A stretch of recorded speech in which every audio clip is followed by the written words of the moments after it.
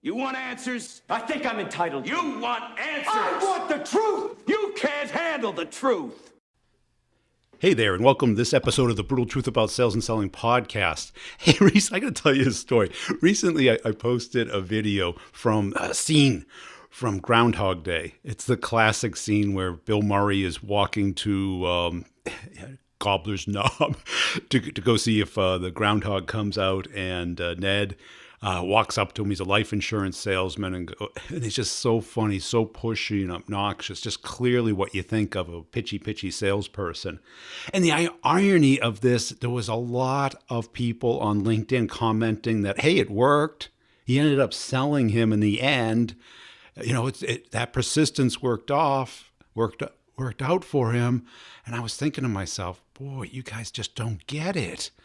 And I hope they weren't podcast listeners, because it's like, if you've been listening to this podcast and you think that that's a legitimate sales approach, and usually I don't talk about style on the podcast.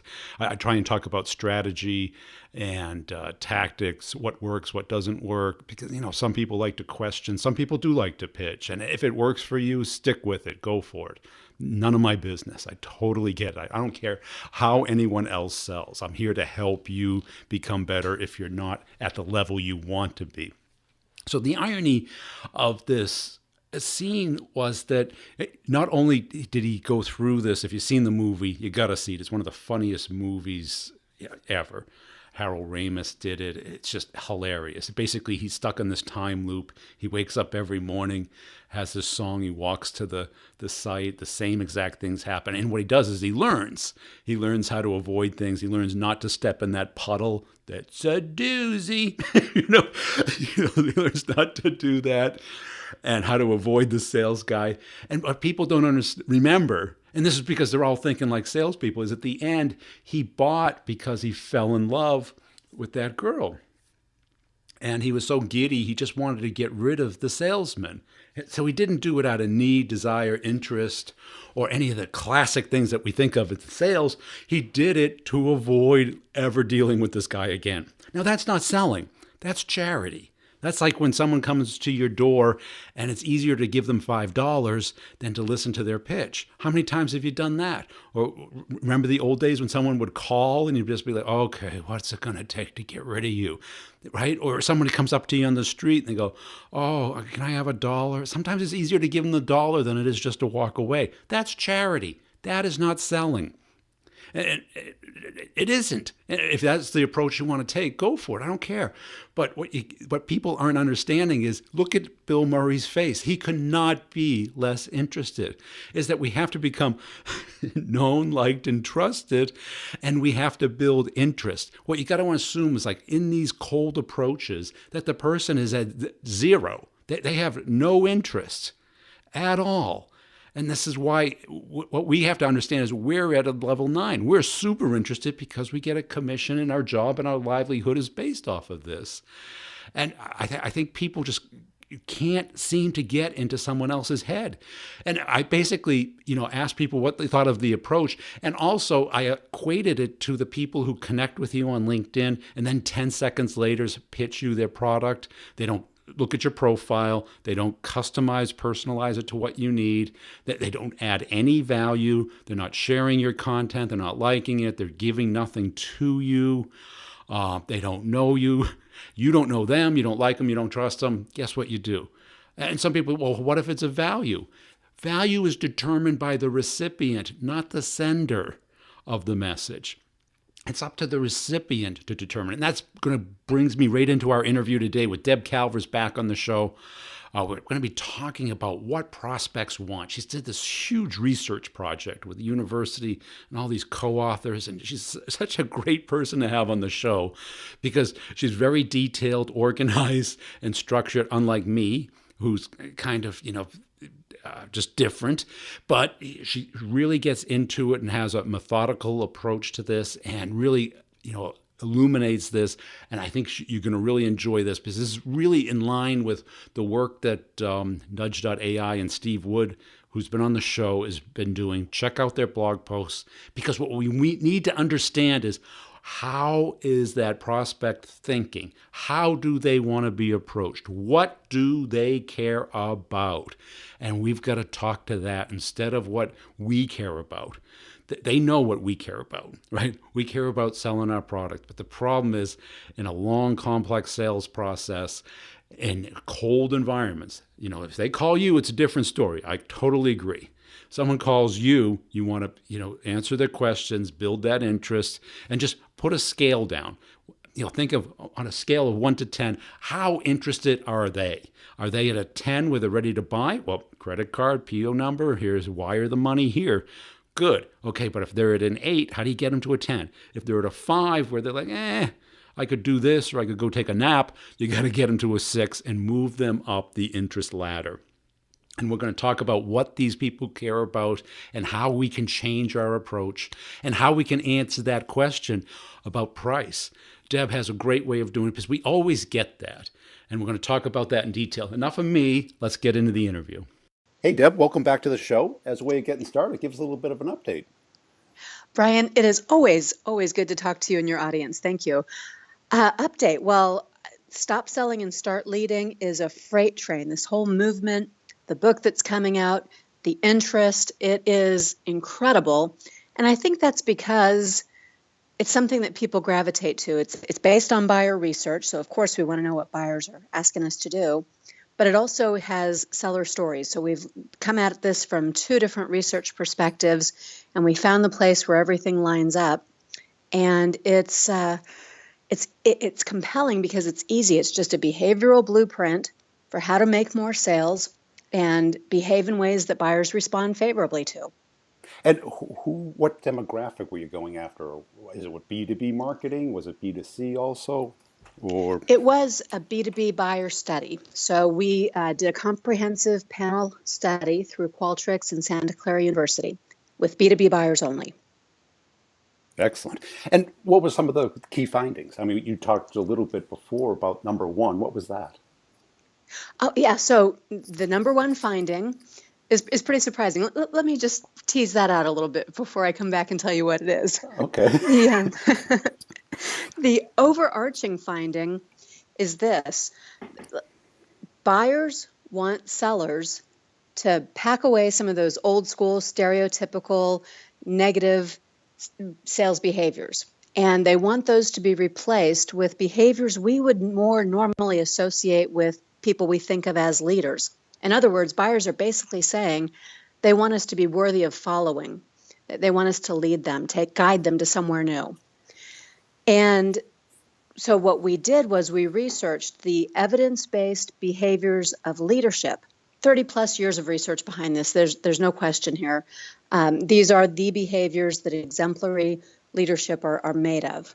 And that comes from a body of work called The Leadership Challenge by Jim Kouzes and Barry Posner, who are my co-authors on the new book.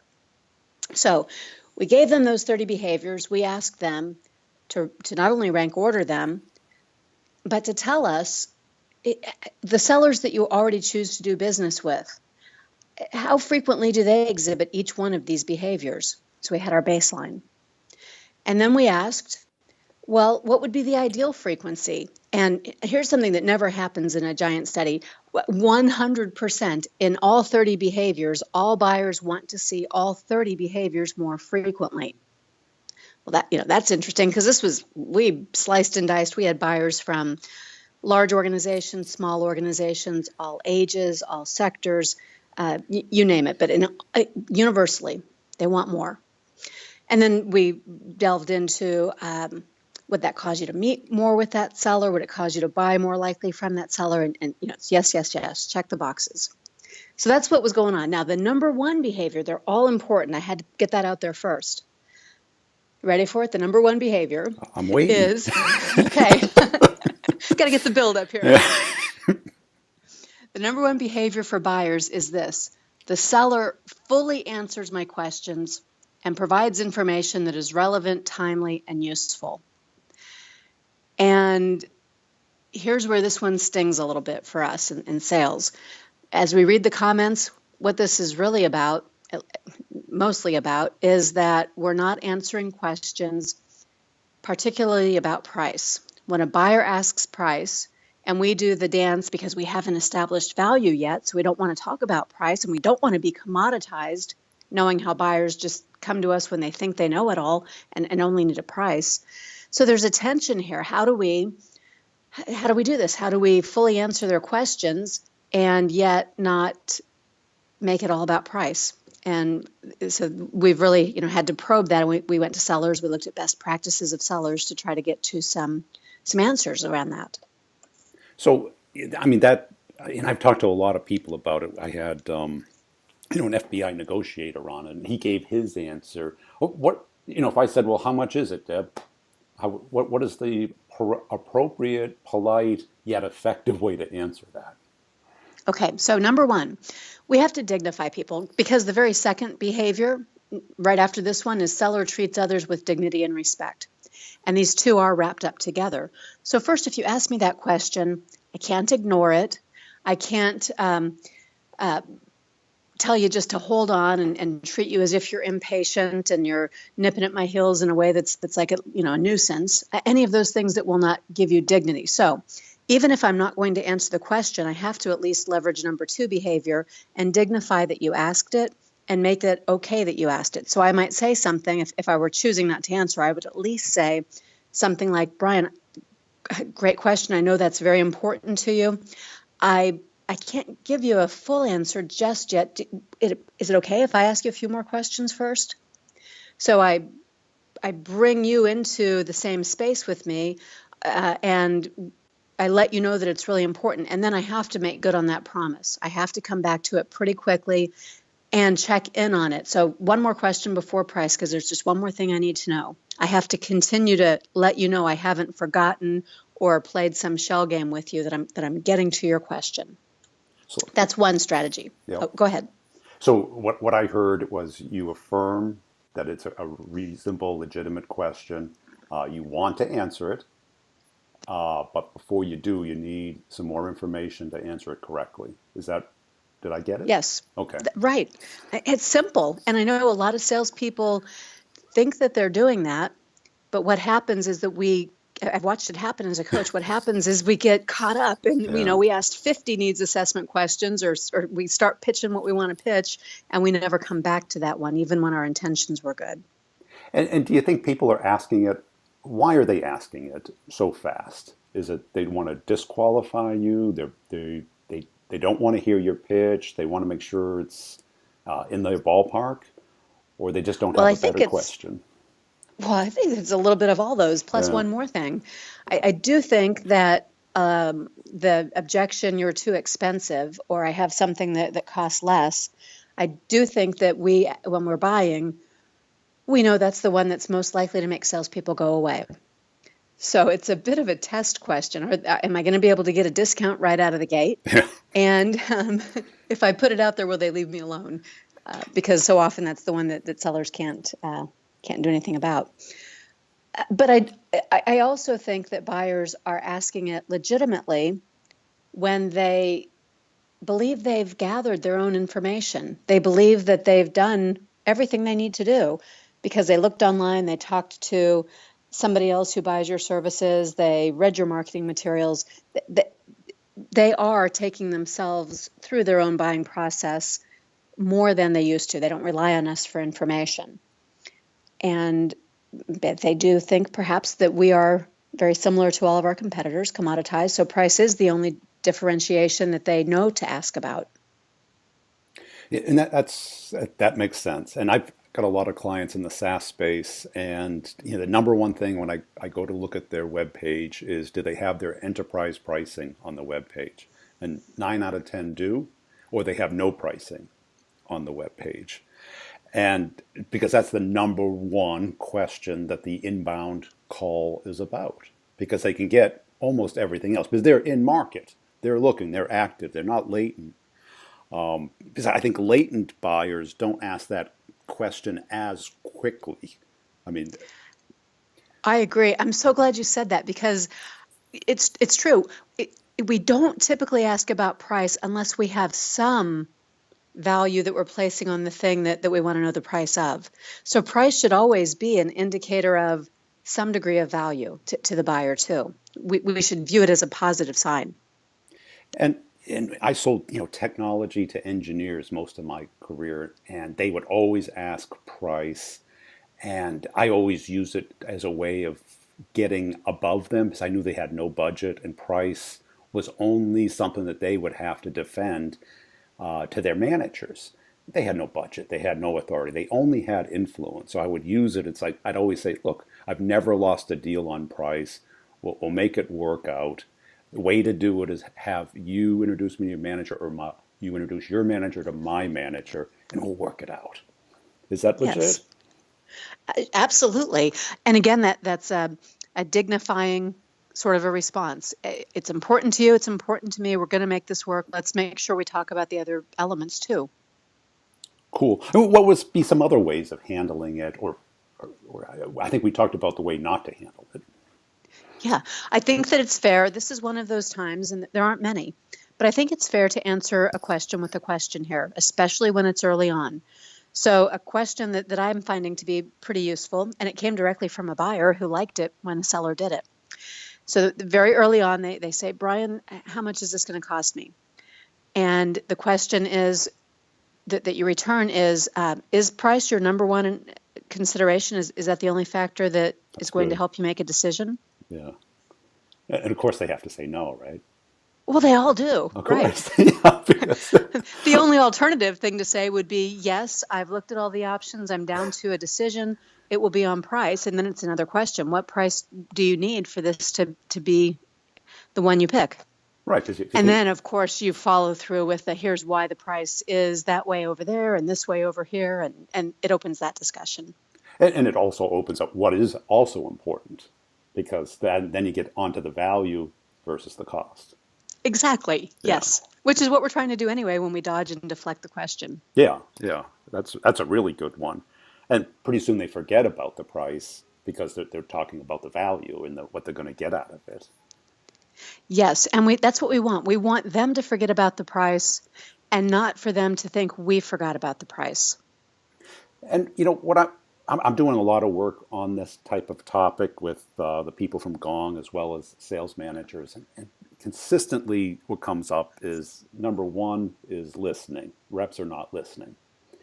And I think that's what ends up happening when they're getting this type of question. They're frustrated with it. They don't know how to answer it. So they tend to go on to the features and benefits instead of aligning, agreeing, and refocusing. Yes, I'm familiar with that Gong research. It is absolutely parallel to what buyers told us. And I know how, they go about digging into the conversations because they're listening to them and they're running some analysis of those conversations. From buyers' mouths, the parallel is third behavior, thing that matters to them, is that the seller does what they say that they will do. They follow through on the commitments and promises that they make. And these are even small promises. So it's like the price question. If you say to the buyer, I just have a couple of questions to ask you before I address price, the buyer's waiting. Do you follow through on that commitment that you just made me? Yeah. Or you tell the buyer, I'll call you back Tuesday morning at 8 o'clock. And you don't pick up the phone and call until 8:15. They ding you for that. They early on, when there is nothing else to base trust on, they're looking for follow through. And then to your point with the listening skills and being able to establish a relationship, still fragile. When it's a buyer-seller relationship, it's fragile at the beginning. But another behavior that came out very close to the top is the seller engages in two-way dialogue with me as he or she strives to understand my needs. So really, really important to buyers is that it's two-way, and that includes listening. It includes, in a needs analysis process, not just going down your list of survey questions, but asking natural follow-ups, paying attention to emotional cues, not just the content of what they're saying, but how they're saying it. It all comes through loud and clear in these behaviors. Now, that is clearly something that is a learned skill, and probably more for men than it is for women. Is that men are much more transactional, and I think women, they certainly converse more, I would think. But salespeople in general, it's all about them. And I think that's why I think the introverted salespeople actually excel at this area because they're not that interested in talking. How do people become better listeners? It is a discipline, and it starts with awareness. I think we have a lot of things working against us. Brian, when it comes to listening, you think about your 8th grade speech class, and you had to make speeches in front of the class. While you were doing that, every single other student in the classroom was either sleeping, daydreaming, or working on their own speech. It's almost like being taught not to listen. Boy, have things changed. This was 8th grade? Well, it's one of the first times when we have, I think, what should be the perfect opportunity. A speech class ought to be teaching people how to listen. We put the priority on the person who's doing the speaking, as if nothing else matters. So all that's working against us, and you get into the work world, and you're reviewed. You're lauded for your presence when you make a presentation or when you speak up in a meeting, or the way that you are able to present your ideas. It's all about what comes outward from you, and nobody does pay a lot of attention to, hey, that Brian, the new guy, he's a really good listener. Let's give him a special incentive for that. It just doesn't happen. It doesn't happen, no. But it is a critical skill in sales because until you understand what they care about, you're not going to understand what they're going to do. Yes. What was the next one? Oh, so still in the top 5 here, that the seller involves me in the decisions that directly impact our job performance. And this is a huge one. When we roll these up into sort of families of behaviors, this is the one called enable others to act. So enabling your buyers to take action, involving them in decisions, getting that two-way dialogue, acknowledging and affirming their ideas, answering their questions. What we're doing is we're giving them a feeling that they are involved and in control. And to me, this comes from the B2C space where customer experience is everything. Over there in B2C, where our buyers are getting all kinds of experiences where they are involved, where what they think matters, where they get to participate in creating exactly what they want. Like they go down the burrito bar at Chipotle, for example, and they say exactly what they want on their burrito today, or they want it to be a salad, not a burrito. And they don't want any of that queso, by the way. But we make these choices as consumers to go spend more money and do more work, actually. And then we come back into the B2B space. We haven't forgotten those experiences as buyers, if we're a B2B buyer. And we're looking for something special, relevant, meaningful. We're looking for sellers who are going to involve us in participating and creating what we want, enabling us, dignifying our decisions, paying attention to what we say, listening. And it is not the same because in B2B, sellers get the message that we're supposed to do all of that, and poof, here you go, buyer. This is the solution I created for you. And then we wonder, why aren't they into it? It should be just right for them. But they don't see it because their imprint's not on it. And I think that's a great point because B2C has really made B2B, selling in the business world, really hard because everybody's used to, you go on to Amazon Prime and you get same day delivery. How can that be? Right. Right. And then we go on B2B, you can't get same day callback, or you can't get your question answered in a day, or you're not talking to somebody who can answer your technical question. We'll get back to you on Thursday, or you want to see a demo of the product? How's next week look? It's just a whole different timeline, and you would think the service would be better, and it is eventually, and also how they treat us. They feel like they can just treat us any way they want, and get a money back guarantee. And, it's really made things hard, don't you think? I do. I thought this was very interesting. In earlier this year, there's an annual conference of auto dealers and auto salespeople. And the number one concern out of these people who sell cars, so back in the B2C space, the number one concern that they have is that buyers are liars. And the tension, right? Buyers think that here in sales, we're untrustworthy. Now sellers are beginning to think that buyers are liars. And how do we come together? How do we really demonstrate that we're here to help? We're on the same team and we've got to work together. I think it's a challenge that we need leadership to be able to change the relationship, to show that we are here to help. And I experienced that as a seller. I mean, a lot of companies, and there was a particular government agency that I covered, and they were experts on bending vendors. They had a skit. I think they were trained because on the way out of the presentation, they would pull you aside and they go, once you get in here, you're golden. So you got to do whatever it takes to get in here. And are they lying? No, they're selling me. They're selling my manager on, giving free this and lots of support or big discount on the potential future of that business. And I don't think in the B2B space, buyers really have a conscience about telling whatever they have to get whatever they want. And it's because they think that the same is being done to them. Exactly. Yeah. And it's just the opposite. Most B2B reps, they wouldn't go near a lie because they know once you get caught in even an exaggeration, your trust is thrown out the window. And once you lose trust, then everything you say will be questioned. Yeah, right. And we're looking for long-term relationships. We're not looking to make the quick sale in B2B, especially larger enterprise. And buyers sort of assume it's the same everywhere, that it's this shuckster who's trying to pull one over on them, that they don't understand that it goes much deeper, that it could be much different from the transaction they have in their mind. Now, I'm glad you turned this into a book because I think the report wasn't enough. I mean, what was the journey as far as writing the book? Is it complete?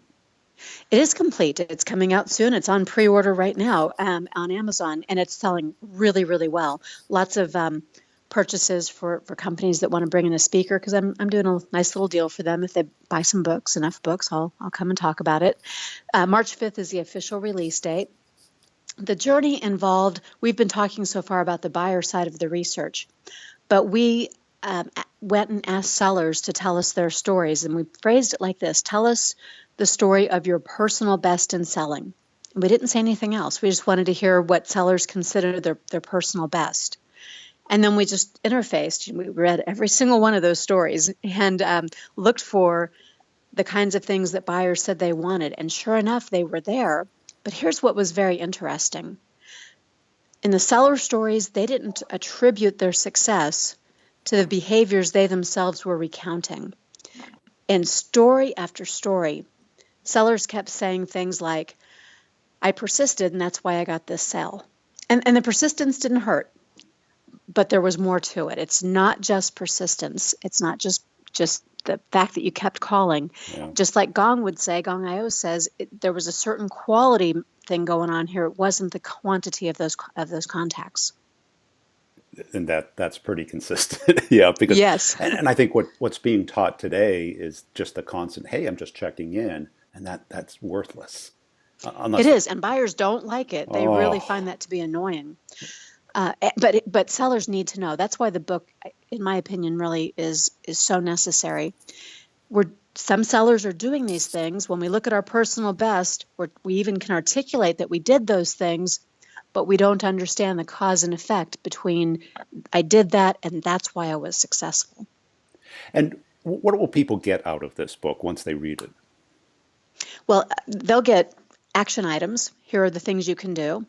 They'll get 30 behaviors. So if you choose any one of these behaviors and choose to do it more frequently, you'll be differentiated in a positive way with buyers. You'll get insight into what it looks like, what it means to do things like enabling your buyer to act. And along the way, because you're doing these things, you build trust and you get increased customer loyalty. So all sorts of residual benefits is what we're seeing. But the one that I can't quantify, I can only observe, is that when sellers read this book, or when they hear a presentation about this research, when they think about themselves as leaders, and then they step into their role as a leader, they liberate this leadership that's inside them. This is not just enabling sales, this is ennobling sales. It feels good. I see people get a little swagger back in their step, a little pride in their profession again, and a confidence resurgence that certainly doesn't hurt when it comes to making sales and feeling good about the work you do. And it really comes into like one of the laws that I kind of came up with is that, you know, sellers know how to sell, but buyers don't know how to buy. So it is our responsibility to lead them through this process, but yet the industry's telling us that everybody's on a buying journey. But I'm not sure I mean, there is a journey, but I'm not sure they're being guided through that journey very well. I agree. I mean, it's like you don't go anywhere without a GPS these days. Yeah. And yet the buyer's journey is not as neatly lined up as it looks like on paper. We have to help them find those points along the route. Right, because I think that the number one thing that sellers are telling their manager is that, no decision. It's like, no, they just don't know how to get there. That's Right. what's wrong. They don't know how to convince their manager that it makes business sense to move forward. Or the manager they never met with a salesperson. Or that manager doesn't know how to get it done. You're right. And you remind me of another part of this research. So we group these, the other exemplary practice of leadership that you're referring to right now. It's called encourage the heart. See, buyers, they don't know how to take that journey, but also that journey is a long and arduous one. They do. Buyers have to talk to a lot of people inside their own organizations to implement change. And they have to be encouraged by us, by the sellers, if they are going to make that commitment, and if they're going to overcome those internal objections, and if they're going to say no or goodbye to some other vendor, and there's going to be some unpopularity of their decision and some risk taking. They're taking a risk when they do something new. Their neck is on the line with us. We've got to be encouraging them and undergirding them and helping them through that whole process, not just sitting around waiting for them to come back to us with a decision. So to pre-order the book, just go to Amazon and look for Stop Selling and Start Leading? Yes, it's on Barnes & Noble and Books A Million. It's all over the place. And if you want bulk orders and a speaker, come and talk to me. We'll work something out. And what formats will it come in? Is it hardcover and Kindle or? It is hardcover and Kindle. We'll do other things later on, as is the usual, but that's what's available now. Excellent. Thanks so much, Deb. Thank you, Brian.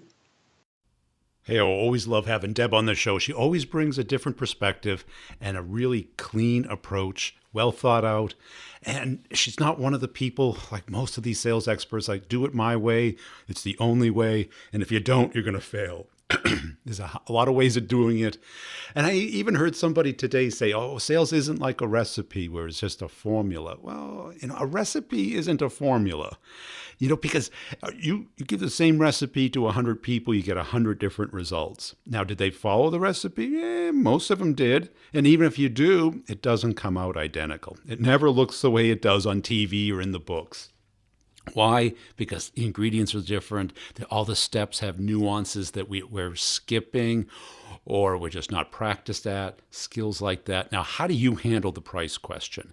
Now, I hope you got a little bit of information here because it's always going to be a question you're going to get. Is it simple? If you don't have any questions, that's the question you bring up.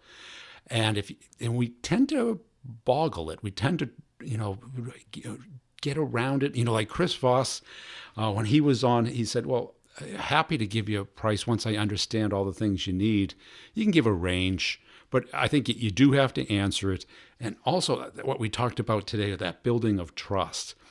And the keen thing that I'm getting is that people can't understand that not everybody's at the same stage of interest that we are. And how could they be? You got to put yourself in their position. Once you do, then you'll be able to sell better. Now think about this before each call. Like, what state of mind are they going to be in? What level of interest, 1 to 10, will they have? What questions do I always get? And have I thought through how I'm going to answer them? This is your pregame play. And we talk about it all the time. And I'm telling you, I'm getting a checklist for pretty much everything I do. And when I do it, what I end up finding out is you certainly prevent the mistakes, but you're also able to get so much more done. It's like planning, but it's like really bringing your sale down into the elements. Now, please check out the show notes for all the partnership links in there, and make sure you're checking out all the partners' blogs. I'm really encouraging them to produce great content, and I want to be an audio extension of it and just a different perspective on it. Check out Nudge.ai, Pipedrive, Gong, all of these co-video. And have you checked out the B2B Revenue Leadership podcast? I had a great episode this week where I ask a very intriguing question, and it's really interesting how we talk about that. And also we talk about two great books. Mine was Ray Dalio's Principles. And if you want to get 30 days free if you're not already an Audible members, audibletrial.com, not audible.com, audibletrial.com/brutaltruth. You get a month free. And if you're already a member, the Maverick Selling Method is on Audible for $3.50. Get it on Audible. And if you want it in PDF format, you can go buy it in the bookstore. I don't care. If you want to give me $1, that's how much I make on it. I'll give it to you free for writing a review of one of my podcasts, taking a little screenshot of it, which is a picture, emailing it to me at Brian G. Burns, all one word, at me.com. Also, if you're on LinkedIn, come by and visit, connect up with me. If you see some of my content fly by or you see it on my profile, give it a little like, a little comment if you have a reaction to it. Really appreciate when people do that. It's kind of the way you could thank me, and happy holidays. Did I mention that?